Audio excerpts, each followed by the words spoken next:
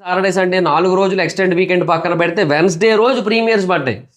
So almost ఇంకా 4.5 days weekend అనమాట. So అంత లాంగ్ వీకెండ్ తర్వాత కూడా మండే రోజు వర్కింగ్ డే రోజు దీనికి సుమారుగా 23 కోట్లు వచ్చిందంటే చాలా పెద్ద నెంబర్ అది. సో ఈ 23 crores గ్రాస్ కలెక్ట్ చేయడం వల్ల ఓవరాల్గా ఇప్పుడు ఈ సినిమా సుమారుగా 315 కోట్లకి అయితే చేరుకుందనమాట. సో 315 crores రీచ్ అయిందంటే మనం ఈ కమింగ్ డేస్లో చాలా అంటే చాలా ఫెంటాస్టిక్ నెంబర్లు ఎక్స్పెక్ట్ చేయొచ్చు. అంటే మనకి ట్యూస్డే రోజు ఒక 20 వచ్చిన, వెన్స్డే ఇంకేదో ఆఫర్ కూడా ఏదో పెట్టానన్నారు. అంటే ట్యూస్డే రోజు ఆ టైంలో హిందీలో పెట్టాను, మరి ఇక్కడ నాకు ఐడియా లేదు.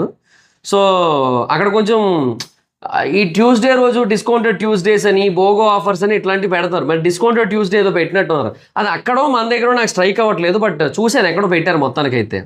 సో ఏదో ఆఫర్ ఏదో పెట్టారు. సో బుకింగ్స్ బాగానే గట్టిగా ఊపందుకుంటాయి మళ్ళీ. అండ్ ఇప్పుడు మళ్ళీ ఒకవేళ పెద్ద చూస్తే ఇప్పుడు కూడా గంటకి